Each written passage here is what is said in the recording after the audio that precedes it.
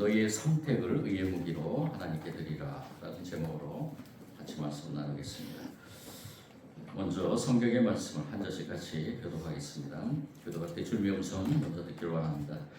그러므로 너희는 죄가 너희 죽을 몸을 지배하지 못하게 하여 몸의 사육에 순종하지 말고 또한 너희 지체를 우리의 무기로 죄에게 내지 말고 오직 너희 자신을 죽은 자 가운데서 너희 지체를 우리의 무기로 하나님께 드리라. 죄가 너희를 주장하지 못하리니 이는 너희가 법 아래에 있지 아니하고 은혜 아래에 있음이라. 그런즉 어찌하리요 우리가 법 아래에 있지 아니하고 은혜 아래에 있으니 죄를 지으리요 그럴 수 없느니라. 너희 자신을 종으로 내주어 누구에게 순종하든지 그 순종함을 받는 자의 종이 되는 줄을 너희가 알지 못하느냐. 혹은 죄의 종으로 사망에 이르고 혹은 순종의 종으로 의에 이르느니라. 하나님께 감사하리로다. 너희가 원래 죄의 종이더니 너희에게 전하여 준 바 교훈의 문을 마음으로 순종하여 죄로부터 해방되어 의에게 종이 되었느니라. 너희의 유심히 연약함으로 내가 사람의 예대로 말하니 전에 너희가 너희 지체를 부정과 불법에 내주어 불법에 이른 것 같이 이제는 너희 지체를 의에게 종으로 내주어 거룩함에 이르라. 너희가 죄의 종이 되었을 때에 의에 대하여 자유로웠느냐. 너희가 그때에 무슨 은혜를 얻었느냐. 이제는 너희가 의를 부끄러워하니 이는 그 마지막이 사망이니라. 그러나 이제는 너희가 죄로부터 해방되고 하나님께 종이 되어 거룩함에 이르는 열매를 맺었으니 그 마지막은 영생이라. 죄의 값은 사망이요 하나님의 은사는 그리스도 예수 우리 주 안에 있는 영생이니라. 아멘. 말씀 전하기 전에 제가 목감기가 살짝 들었습니다. 이해하시고 제 음성보다 하나님의 음성을 듣는 시간이 되길 원합니다. 간절히 원하며 말씀을 선포할 때 이 말씀을 통해서 제가 먼저 선택한 제목은 너희의 지체를 의의 무기로 하나님께 드리라 말씀 그대로 삼았었습니다. 근데 지체라는 저와 여러분의 지체 그것을 먼저 생각해 보면서 우리가 구체적으로 한번 하나님의 음성을 듣는 시간이 되길 원하면서 지체라는 것은 우리의 삶의 전부가 아닌가. 내 삶에서 우리가 구체적으로 어느 한 가지를 좀 깊이 묵상했으면 좋겠다라는 의미에서 여러 가지 우리의 삶을 하나님의 의의 무기로 드릴 것이 많이 있지만 그 중에서 선택이라는 부분을 한번 이 시간에 깊이 묵상하길 원합니다. 저와 여러분이 살아가는 가운데 많은 선택을 하게 되죠. 선택을 하면서 또 후회도 하게 되고 또는 자랑스럽게 생각도 하게 되고 내가 이것을 잘 선택했다. 그것이 무엇을 통해서 이루어지냐 결과를 통해서 나타나게 되죠. 과정이 어쨌든 그 선택에 대해서 내가 그 결과가 잘 됐으면 잘된 선택이고 안 됐으면 잘못된 선택이 아닌가라고 생각하며 후회할 때가 많이 있습니다. 근데 이 선택에 대한 우리가 살아가는 가운데 선택에 대한 그 의미를 한번 깊이 생각해 보면 저와 여러분이 자의로 의해서 선택하는 것도 있지만 내 자의가 아니라 내가 그냥 내 의지가 아니라 그냥 선택된 것도 많이 있죠. 예를 들면 내가 이 나라에 태어난 것, 또 내가 이 가정에 태어난 것, 여러 가지 내 자의가 아닌 선택에 의해서 살아가는 그 삶도 있다라는 것입니다. 그래서 이 선택이라는 이 부분이 참으로 우리의 삶에서 참 묘하게 작용할 때가 많이 있습니다. 그래서 심리학자들 중에서 이 선택에 대한 부분을 연구하는 심리학자들이 꽤 있었습니다. 그 중에서 조금 알려진 신학자 교수 중에서 이 헬 히스 형제가 있습니다. 칩 히스하고 댄 히스라는 이 형제인데 칩 히스가 형이고 댄 히스가 동생입니다. 이 칩 히스는 스탠퍼드 대학의 경영대학의 교수면서 조직행동과 의사결정에 대한 연구를 하는 그러한 교수고요. 동생 댄 히스는 리더십 연구를 하면서 복잡한 심리적인 그런 이론을 실제 삶에서 어떻게 잘 적용할 것인가라는 것을 연구하는 그런 학자입니다. 이 두 형제가 쓴 공동집필한 그 책이 있는데요. 그 책이 바로 How to Make a Better Choice in Life and Work라는 우리나라 말로 해석해서 우리나라 말로 번역해서 들어온 책은 흔들리지 않고 마음먹은 대로라는 책이 있습니다. 하나 더 보여주시면은 이 책에서 아주 우리 선택에 대한 즉 결정 우리가 결정하는 그 선택에 여러 가지 의미를 부합하면서 이것을 우리 삶에 잘 적용하기를 원하면서 좋은 선택, 좋은 초이스를 할 수 있는 이러한 방법에 대해서 제시를 하고 있습니다. 그러면서 이 책에서 왜 똑똑한 사람도 잘못된 결정을 반복하는가라는 의문을 갖고 시작합니다. 왜 저 사람은 정말로 지식인이고 잘 많은 것들을 배운 사람이고 똑똑한 사람인데 왜 계속해서 잘못된 선택을 해나가는가라는 것을 질문하면서 인간의 그 결정을 망치는 그 4개의 악당이 있다고 이렇게 얘기를 합니다. 자, 표현이 재밌죠? 인간의 결정을 망치는 4명의 악당. 이렇게 표현하면서 이 4명의 악당이 무엇이냐? 첫 번째는 편협한 시야라고 이렇게 얘기를 합니다. narrow frame이라고 이렇게 표현했는데요. 편협한 시야. 우리의 선택지가 너무 좁다는 것이죠. 너무 좁게 본다는 것입니다. 예를 들면은 이 직장을 계속 다닐까 아니면 그만둘까라는 그러한 선택. 근데 사실은 이 선택보다도 내가 부서 이동이나 휴직이나 공부나 협상이나 새로운 프로젝트 등 수많은 선택지가 있는데 그 선택에 집중한다는 것입니다. 우리의 시야가 너무 좁다는 것이고 그것이 첫 번째 이 결정을 망치는 4명의 악당 중에 하나라고 하고요. 두 번째는 확증의 편향이라고 얘기를 합니다. 사람은 이미 마음속에 답을 정한 뒤에 그 답을 지지하는 정보만 찾다는 거죠. 내가 이미 마음속으로 선택을 해놓고 그리고 그것을 지지하기 위해서 많은 정보를 찾는다는 것입니다. 그리고 세 번째는 단기 감정이라고 표현했는데요. 오늘의 감정이 평생을 결정을 한다라고 이렇게 생각하면서 갑자기 화가 나니까 사표를 제출하고 또 서운한 관계가 돼서 서운해서 관계가 단절시키거나 감정이 결정을 내려버린다는 것입니다. 이것이 바로 세 번째 인간의 결정을 망치는 4대 악당이라고 얘기하고요. 그리고 네 번째는 과신이라고 얘기를 합니다. 자기의 과신. 우리는 우리의 미래를 내가 잘 알고 있다. 다른 어느 누구도 아니라 내 자신이 너무나 잘 알고 있다고 생각합니다. 그래서 미래를 자신이 선택했다라고 생각하면서 미래는 예상보다 훨씬 자신의 앞길 속에 있다라고 생각하는 거죠. 그래서 좋은 결정을 하는 것보다 내 미래에 대한 것을 먼저 생각하면서 그 결정을 한다고 합니다. 그런데 이 책에서는 이러한 인간의 결정을 망치는 4대의 악당에 그것을 막기 위한 4가지 또 아주 좋은 결정을 하기 위한 4가지 단계를 소개하고 있는데 첫 번째 단계는 선택지를 넓혀라. 우리가 선택에 대한 편협한 시야를 가지지 말고 어느 선택지를 넓히고 그리고 가정을 검증하라라고 이렇게 얘기합니다. 내가 어느 것을 선택할 것인가에 대한 그 선택에 대한 것을 미리 가정하고 생각해보고 그리고 그것에 대해서 많은 것들을 동원을 해서 이리저리 해보라는 것이죠. 해보라는 것입니다. 그 다음에 세 번째는 심리적 거리를 확보하라는 것입니다.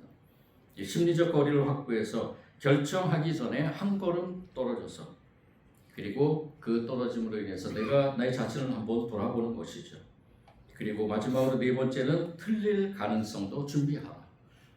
우리가 완벽하게 어느 것을 무엇이든지 선택해 나가는 것이 아니기 때문에 우리가 틀렸을 때 가정들도 한번 생각해 보라는 것입니다. 좋은 결정은 항상 맞는 결정이 아니라는 것입니다. 좋은 결정은 틀려도 다시 일어설 준비가 된 결정이 좋은 결정이라는 것입니다. 참으로 좋은 의견입니다. 좋은 말이고 또 여러 가지 우리의 심리적인 상태를 고려하면서 쓴 책입니다.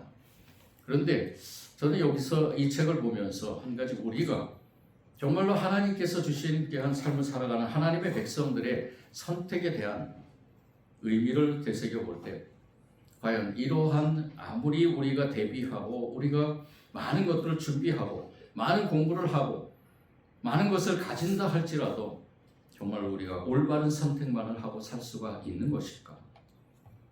저는 그 질문에 대해서 여러분과 함께 공감을 얻고 싶은 것입니다. 여러분들은 과연 올바른 선택만 하고 살고 있는가요? 우리가 많은 것을 소유하고 많은 지식을 알고 많은 경험을 했다 할지라도 우리가 과연 매 순간순간마다 옳은 결정만을 하고 있는가? 라는 것을 한번 생각해 본다는 것입니다.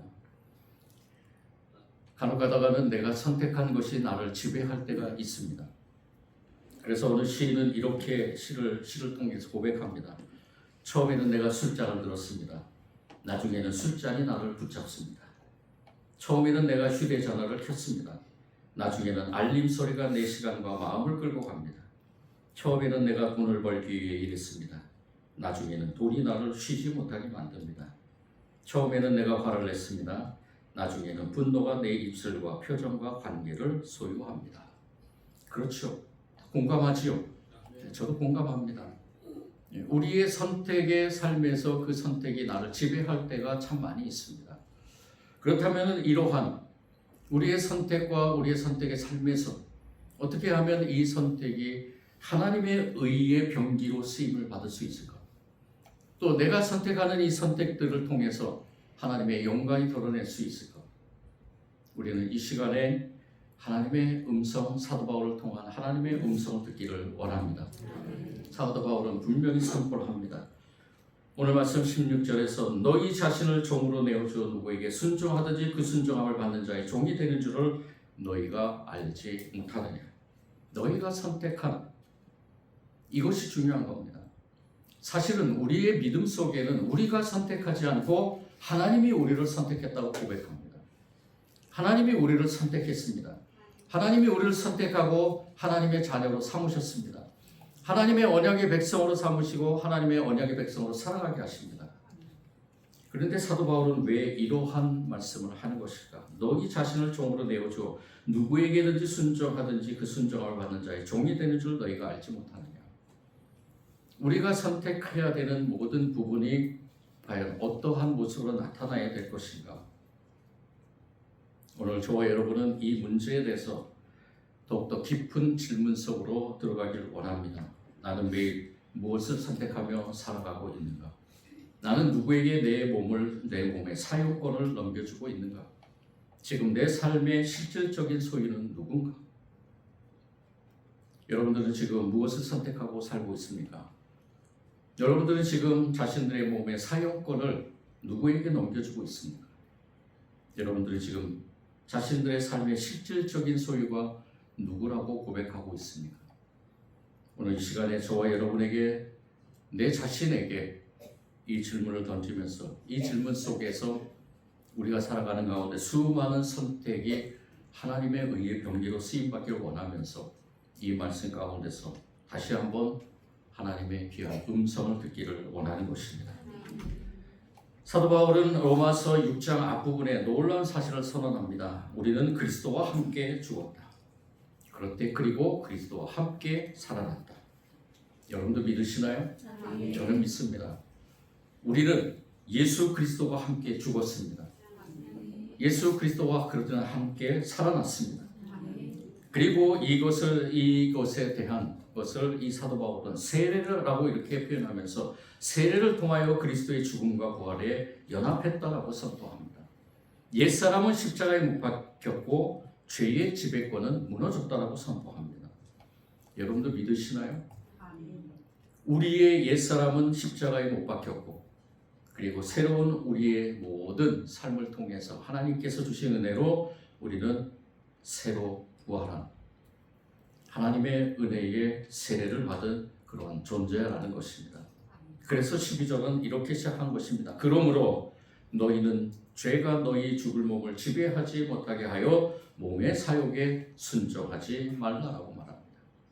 우리는 이미 죄에서 해방된 사람, 십자가에 우리의 모든 죄를 대신해서 지신 예수 그리스도를 믿음으로 예수님이 나의 구세주라고 믿음으로 인해서 저와 여러분의 죄는 이미 십자가에 다 못 박혔다는 것입니다.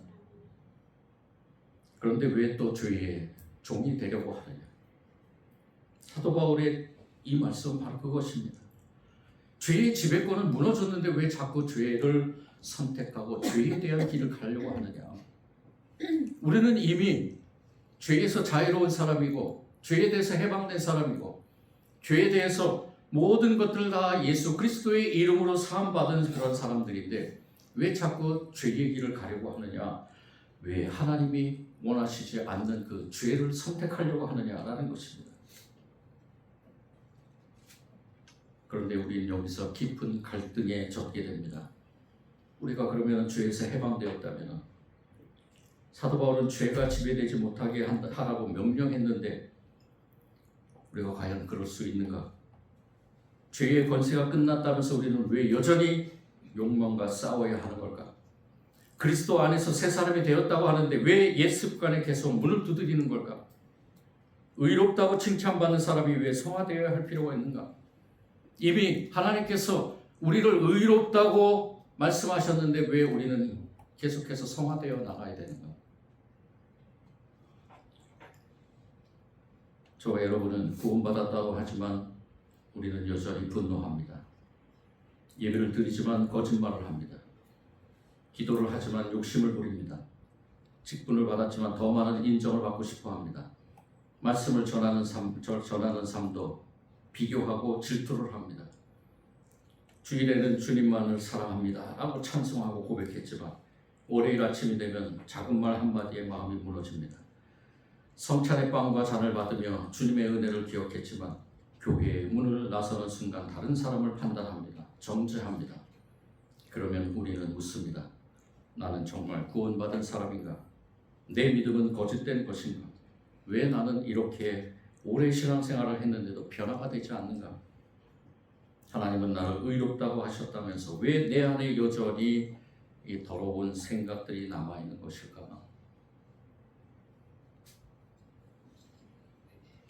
이것은 우리의 깊은 고뇌 속에 잠겨있는 질문들입니다. 왜 내가 예수님을 믿는다고 하면서 의롭다고 하나님께서 의롭다고 하셨는데 왜 나는 이러한 삶을 살아가고 있는 것일까? 아마 우리 모든 그리스도인들은 이러한 고뇌 속에서 몸부림치며 주님과의 관계를 이뤄가고 있다고 생각합니다. 이런 고뇌가 없는 사람들은 아마 한 사람도 없을 것입니다. 이것이 바로 로마서 6장이 우리 앞에 놓인 깊은 신앙의 고뇌입니다. 여기서 우리는 한 가지 더 깊은 고뇌를 만나게 됩니다. 우리는 죄가 잘못된 사실을 압니다. 여러분들 다 아시죠? 죄가 잘못됐다는 건 아시죠? 거룩하게 살아야 된다는 것도 아시죠? 그 알므로 인해서 우리가 변화되어야 될 텐데 변화되지 못한다는 것입니다. 집이 더럽다는 사실을 안다고 저절로 깨끗해지지는 않죠. 벽에 곰팡이가 있다는 것을 분석한다고 곰팡이가 사라지지 않죠. 우리에게 필요한 것은 더 강한 결심만이 아닙니다. 오늘부터 잘하겠습니다. 이렇게 결심하고 여러분들 잘하고 있습니까? 아니, 내일부터 잘하겠습니다. 이렇게 결심하고 내일부터 잘하고 있습니까? 더 열심히 노력하겠습니다. 우리는 수없이 결심을 합니다. 그리고 그 결심을 선택하죠.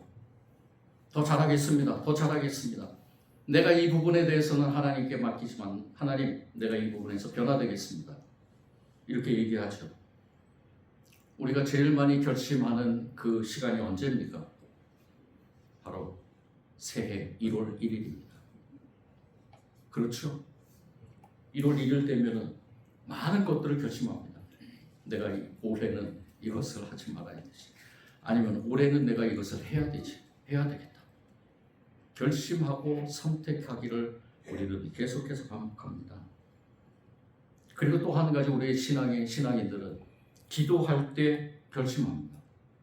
그렇죠?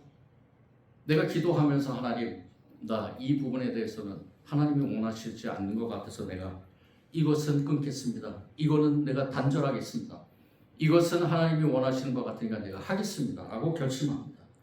또 이렇게 저와 여러분이 말씀 앞에 섰을 때 말씀의 자리에서 또 결심을 합니다. 그런데 그 결심이라는 그 글자가 내 마음속에 새겨진 때 그 새겨진 잉크가 마르기도 전에 우리는 다시 넘어지죠. 저와 여러분 또 넘어집니다. 왜 그럴까? 내 안에 도대체 뭐가 있길래 그렇게 우리는 계속해서 반복해서 결심하고 하나님께 의지하고 하나님께 맡기고 하나님께 모든 것을 내려놓는다고 고백하면서 하나님께서 하시겠죠라고 말씀하는데도 고백하는데도 왜 우리는 변화되지 못하는 것일까?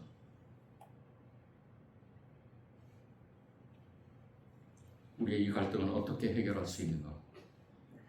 오늘 사도 바울은 분명하게 선포합니다. 14절 말씀이죠. 14절 같이 읽겠습니다. 시작.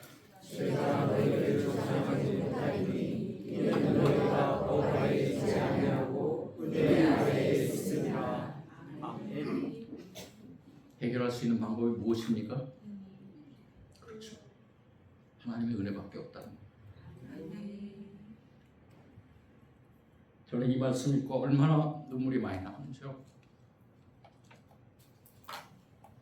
목사라고 하면서 과연 내 안에 있는 모든 것들을 이렇게 해결하지 못하는 목사, 설교할 자격이 있는가? 이 앞에서 하나님 말씀을 대언할 수 있는 자격이 있는가? 저는 여러분들보다 어쩌면 더 더러운 인간입니다. 어쩌면 더 죄 많은 사람입니다. 어쩌면 여러분보다 더 시기하고 질투하고 교만하고 많은 것들을 하나님 앞에서 하나님께서 나를 조명해 보실 때 얼마나 부끄러운 것이 많은가. 그런데 저를 이렇게 이곳을 보내주시고 말씀을 전하는 목사로 세워주신 것 하나님의 은혜. 내가 나다워서 하는 게 아니라 내가 의로워서 하는 게 아니라 내가 내 자신에 있는 모든 것들을 하나님께서 원하시는 대로 완벽하게 변화된 사람으로 설교단에 쓰는 것이 아니라 내 모습 그대로 나를 하나님께서 설교자로 서게 하신 것, 목사로 하나님께서 부르신 것, 그것에 대해서 하나님 앞에서 겸손하게 그 모든 것들을 다 고백하면서 내가 의인이고 완벽한 사람입니다가 아니라 하나님 나는 죄인입니다. 하나님 나는 연약한 사람입니다. 매 순간 결심하고 어느 것을 선택할 때마다 그 선택의 자리에서 미끄러지고 후회하고 넘어지고 갈등하는 그 순간순간마다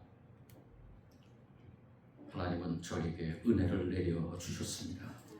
그럼에도 불구하고 저를 이 자리에 세우고 우리 모두를 하나님의 백성으로 인도해 가신다는 것, 그것이 바로 하나님의 은혜인 줄 믿습니다. 아멘. 죄가 너희를 주장하지 못하리니 이는 너희가 법 아래에 있지 아니하고 율법 아래에 있지 아니하고 정죄 아래에 있지 아니하고 오직 내 은혜 안에 하나님 은혜 아래에 있다라고 귀한 말씀으로 위로해 주십니다. 여러분은 율법 아래에 있지 않고 은혜 아래에 있습니다. 죄가 여러분에게 왕노릇할 수 없습니다. 내 안에 일어나는 이 갈등 속에서 하나님은 분명하게 말씀하십니다. 내가 너를 선택했다. 그리고 내가 너를 하나님 내 자녀로 삼았다. 너는 다시는 그런 갈등에서 그 갈등에 빠져들지 말고 잠식되지 말고 나를 바라보고 내 은혜를 사모하라. 하나님 은혜를 사모하는 모든 사람들에게는 우리의 연약함 속에서 우리가 계속해서 이러한 갈등을 갖는 상황 속에서 하나님은 계속해서 위로의 말씀을 주실 줄 믿습니다. 아멘. 그런데 우리가 여기에서 머물면 안 되겠죠. 저는 오늘 이 말씀을 통해서 한 가지 저와 여러분이 함께 같이 동행하기를 원하면서 우리가 한 가지 하나님께 감사하면서 하나님께서 우리에게 주신 은혜로 그 은혜에 대한 감사의 삶을 통해서 우리가 이제 시시때때로 살아가는 이제 앞으로 남은 여정이 얼마 남지는 우리는 알 수 없습니다. 그렇지만 그 남은 여정 속에서 하나님이 원하시는 선택을 할 수 있도록 우리가 또 하나님의 은혜에 감사하는 사람들이 되기를 원하는 것입니다. 오늘 말씀 18절입니다. 18절 같이 읽겠습니다. 시작. 죄로부터 해방되어 의에게 종이 되었느니라. 아멘. 죄로부터 해방되어 의에게 종이 되어 저와 여러분은 이제부터 하나님의 종입니다. 하나님의 종으로서 의의 종으로서 우리가 선택해 나가는 그 과정 속에서 하나님께서 원하시는 대로 선택할 수 있도록 먼저 우리 안에 감사가 일어나길 원하며 또 감사를 통해서 이제는 우리 말씀에서 해방되었다라는 이 말은 수동태입니다. 우리가 스스로 해방한 것이 아니라 하나님께서 외부적으로 치고 들어와서 우리를 해방시킨 것입니다. 그 은혜에 대해서 우리가 깊이 묵상하면 할수록 저와 여러분의 선택은 하나님의 의대로 선택하게 될 줄 믿습니다. 그래서 우리가 먼저 하나님을 바라봐야 될 줄 믿습니다. 그래서 베드로 사도는 이렇게 선포했죠. 은이나 금같이 금처럼 없어질 것으로 구원받는 것이 아니라 그리스도의 보배로운 피로 구원받았다라고 선포합니다. 예수 그리스도의 보배로운 피로 저와 여러분이 구원받은 사람입니다.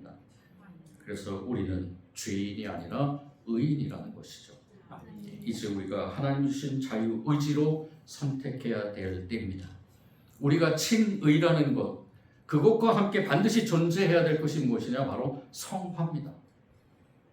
우리가 하나님의 은혜로 구원받았음에 의인으로 인침받은 칭의, 그리고 그 칭의를 따라 칭의에 의해서 우리가 살아가는 그 걸음걸이가 거룩한 삶을 살아가야 된다는 것입니다.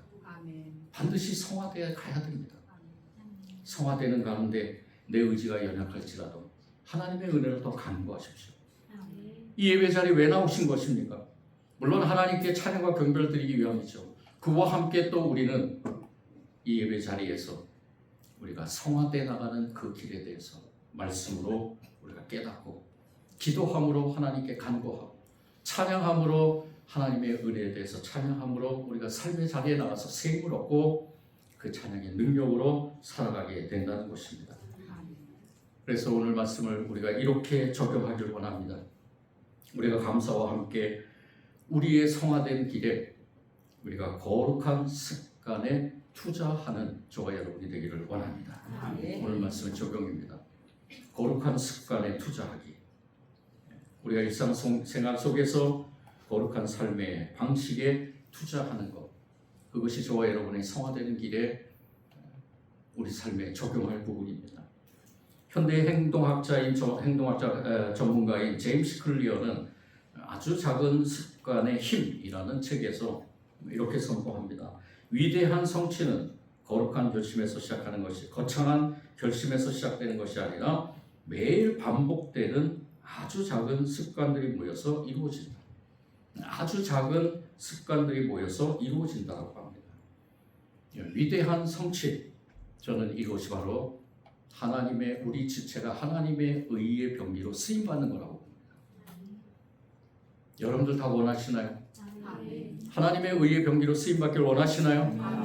내가 어느 곳에 있든지 어떤 상황이 있든지 누구를 만나든지 하나님이 나를 누구를 보내주신 어떤 사람 앞에서든지 내가 선택하는 그 선택이 하나님의 의의 병기로 쓰임 받기를 원한다면 저와 여러분 우리 삶 속에서 2분만이라도 우리가 거룩한 습관을 들일 수 있도록 3분만이라도 그것이 힘들다면 1분만이라도 거룩한 습관을 들일 수 있도록 거룩한 습관은 무엇일까요? 여러분들 거룩한 습관은 무엇입니까? 저는 예배와 말씀과 기도라고 봅니다. 그것을 통해서 하나님이 나에게 말씀하신 그 말씀 속에서 나의 선택이 하나님의 뜻대로 이루어지는 선택이 되기를 원하는 것입니다. 설령 내가 실수하거나 내가 잘못해서 내가 연약해서 잘못된 선택을 하더라도 하나님은 저와 여러분을 정죄하지 않을 것입니다. 하나님은 저와 여러분을 은혜로 감싸할 것입니다. 그리고 다시 한번 해봐라. 다시 한번 일어나라. 다시 한번 선택해봐라. 다음에 그 상황, 똑같은 상황에서 너는 어떻게 선택할 것이냐 라고 하나님께서 저와 여러분에게 질문하실 것입니다. 우리가 매일 아침 눈을 떠서 행하는 아주 작은 행동 하나하나가 거룩한 일의 선택이라는, 거룩한 일을 선택한다는 그것을 우리가 깊이 묵상하면서, 혹여나 우리 안에 분노가 일어났을 때, 분노야 너는 내 감정을 흔들 수 있지만 나는 소유할 수 없다라고 선포하시고요. 또 내 안에 탐욕이 일어날 때, 도나 너는 내 손에 사용될 수 있지만 내 마음의 주인이 될 수는 없다라고 선포하시고요. 사람들에게 인정받고 싶을 때, 인정받는 삶을 인정받고 싶은 욕구야, 너는 내 마음을 두드릴 수 있지만 나의 가치는 결정할 수 없다라고 선포하시기 바랍니다.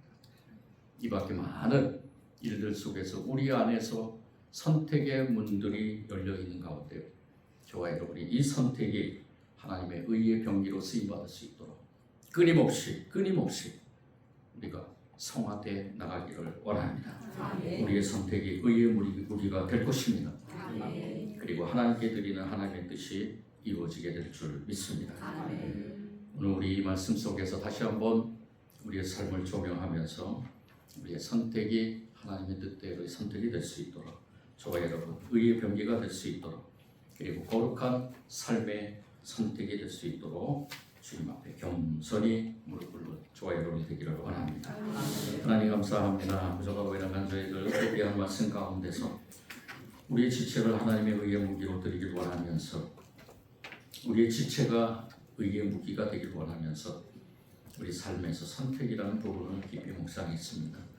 하나님이 주신 귀한 말씀인 줄 믿고 주님, 우리가 거룩한 삶 속에서 하나님이 원하시는 대로 선택할 수 있도록, 또 그 선택이 하나님께서 쓰시고야 합당한 귀한 도구가 될 수 있도록, 의의 무기가 될 수 있도록 우리를 다스려 주옵소서.